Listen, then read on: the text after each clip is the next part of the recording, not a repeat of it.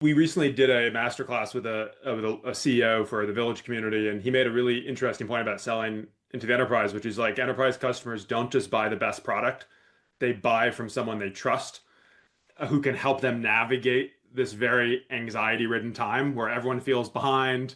They care about security, and so don't just optimize on product feature set. Of course, this is a perennial truth, but especially for AI, also become the trusted partner to the customer and help them navigate the territory. And I imagine, Eric, with Zoom and your brand and track record, that's a role you can play. Is we're going to be your partner in this, even if our particular AI product may not be the number one feature set on the market. We have trust with you, and we can build and grow together. Does that resonate?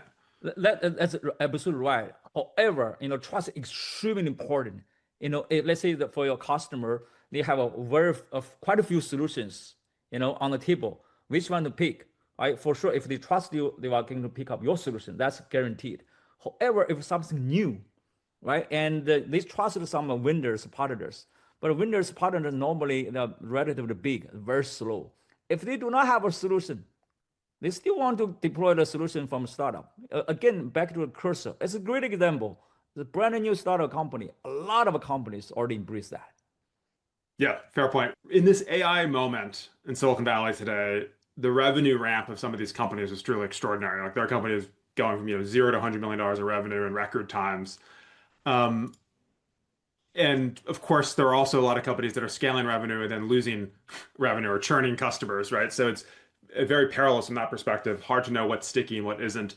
Both of you have built institutions that have lasted, in LinkedIn and Zoom.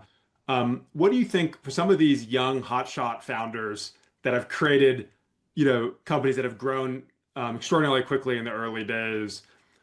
What kind of comes up for you when you think about the necessary ingredients to build an enduring business over time, right? Because I think, and I know in the case of LinkedIn, it was a bit of a slower, the early years, Reid, right, were slower growth. Eric, I'm not sure in the exact history of Zoom in terms of how quickly were you scaling revenue in the early years, but I imagine the slower start, Reid, does cause you to sort of embrace the idea of patience and build for the long term and develop a set of principles that can last. How do you think, Reid, we'll start with you, when you meet some of these founders that have gone from like 0 to 20 million in 2 months? What advice do you give them in terms of figuring out if they're on to something real and enduring and how to build a company that can last?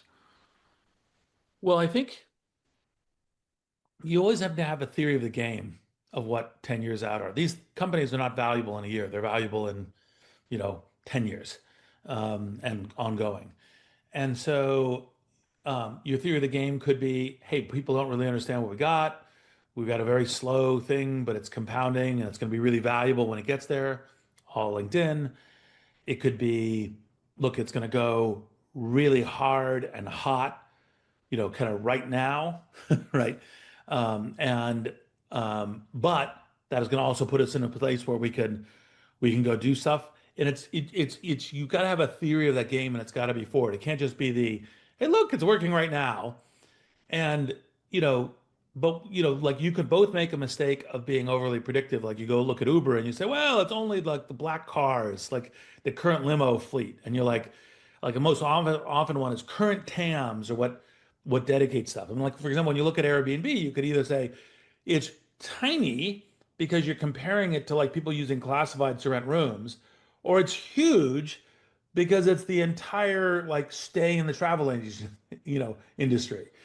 And you got to kind of have a theory of the game of what that is and how you'll be doing it. And it kind of combines to what some of your current things is, what competition looks like, what it includes. So it isn't really a like, remember plastics, kind Right. of thing. It's a, hey, what's your theory of the Well, game for 10 years? and it's kind of like what I hear you also saying is like be honest with yourself. Yeah. Like just because you've had rapid initial success doesn't necessarily mean you have a long-term strategy or a long-term Yes. moat.